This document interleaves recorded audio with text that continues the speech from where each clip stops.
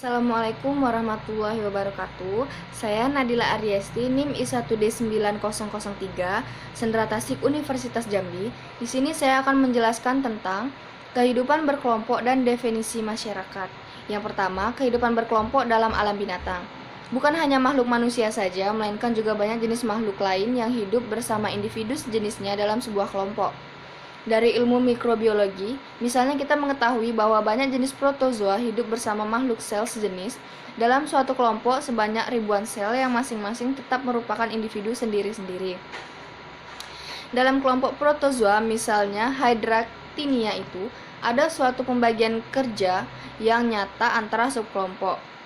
Ada subkelompok yang terdiri dari ratusan sel subkelompok lain yang fungsinya memproduksi jenis dengan cara membelah diri. Ada subkelompok yang berfungsi meneliti keadaan lingkungan dengan kemampuan membedakan suhu yang terlampau tinggi atau terlampau rendah untuk mendeteksi adanya bahan yang dapat dimakan, adanya lingkungan yang cocok untuk reproduksi, dan lain-lain. Kita juga mengetahui bahwa jenis serangga seperti semut, lebah, belalang, dan lain-lain hidup secara berkelompok. Dalam kelompok, serangga seperti itu pun dapat kita amati. Adanya pembagian kerja yang luas antara berbagai subkelompok individu. Ada beberapa jenis semut yang menurut para ahli terbagi ke dalam 16 subkelompok yang masing-masing bertugas melakukan salah satu dari 16 macam fungsi yang berbeda-beda. Ada yang hanya bertugas dalam fungsi reproduksi dengan bertelur, ada yang berfungsi sebagai tukang membersihkan sarang, ada yang berfungsi dalam mempertahankan sarangnya, dan sebagainya. Selain makhluk sel dan serangga, juga banyak jenis binatang yang lebih tinggi, seperti ikan, burung, serigala, benteng, dan makhluk-makhluk primata.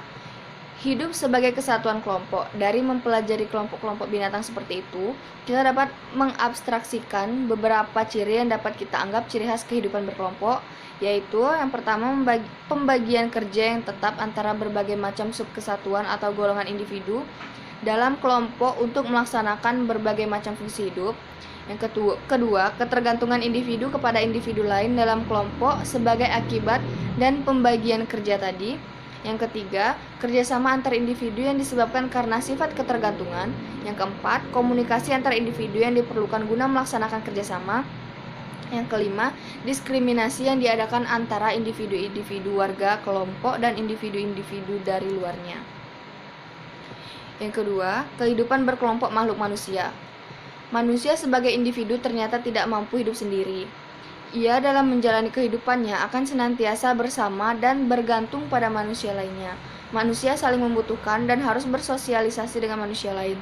Hal ini disebabkan manusia dalam memenuhi kebutuhan hidupnya tidak dapat memenuhinya sendiri.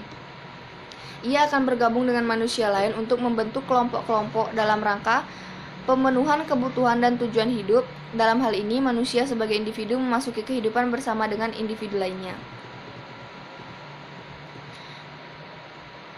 Sejak manusia dilahirkan, ia membutuhkan pergaulan dengan orang lain, terutama dalam hal kebutuhan makan dan minum. Pada usia bayi, ia sudah menjalin hubungan terutama dengan ayah dan ibu dalam bentuk gerakan, senyuman, dan kata-kata. Pada usia 4 tahun, ia mulai berhubungan dengan teman-teman sebaya dan melakukan kontak sosial.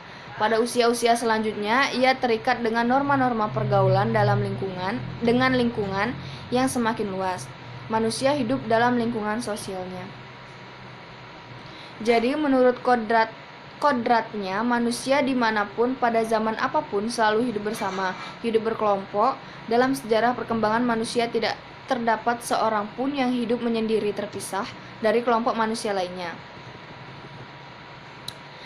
B. Berbagai tujuan kelompok manusia. Manusia di muka bumi masa kini berjumlah lebih dari 3 miliar dan seluruh makhluk jenis Homo sapiens itu menampakkan suatu aneka warna yang disebabkan oleh ciri-ciri ras Caucasoid, Mongoloid, Negroid, serta berbagai ciri lain yang berbeda-beda. Namun seperti apa perbedaan tersebut tidak menimbulkan warna-warna dalam pola tingkah laku manusia.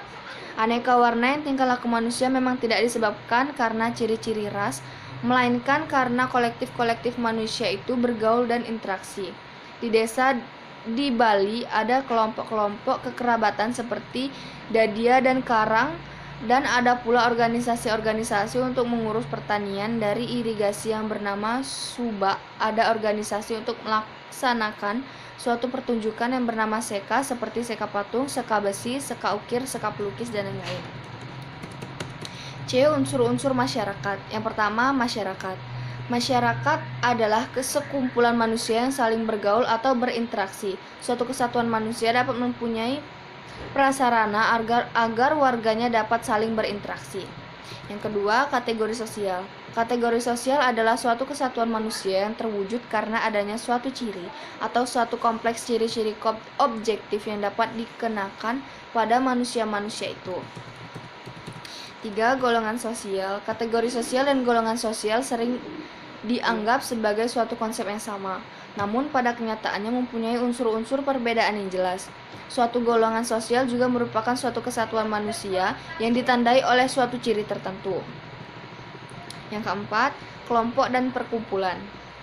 Suatu kelompok atau grup juga merupakan suatu masyarakat karena memenuhi syarat-syaratnya. Selain ciri-ciri yang ada dalam masyarakat juga mempunyai ciri tambahan, yaitu organisasi dan pimpinan, dan selalu tampak sebagai kesatuan dari individu-individu pada masa-masa yang secara berulang berkumpul dan kemudian bubar lagi. Yang kelima, beragam kelompok dan perkumpulan. Jumlah kelompok dan perkumpulan dalam suatu masyarakat sudah tentu sangat banyak. Makin besar dan kompleks masyarakat itu, maka makin banyak juga jumlah kelompok dan perkumpulan yang ada di dalamnya. Karena perkumpulan dan kelompok merupakan kesatuan dari manusia yang berdasarkan atas asas guna. Yang keenam, ikhtisar mengenai beragam wujud kesatuan manusia. Masyarakat digunakan untuk menyebut wujud kesatuan manusia, yaitu komunitas dan konsep kelompok. 6. Interaksi antar individu dalam masyarakat. Konsep interaksi itu penting karena tiap masyarakat merupakan suatu kesatuan dari individu yang satu dengan lain berada dalam hubungan berinteraksi yang berpola mantap. Interaksi itu terjadi bila seorang individu dalam masyarakat berbuat sedemikian rupa sehingga menimbulkan suatu respon atau reaksi dari individu-individu lain. Baiklah, itulah yang dapat saya sampaikan. Saya akhiri. Wassalamualaikum warahmatullahi wabarakatuh.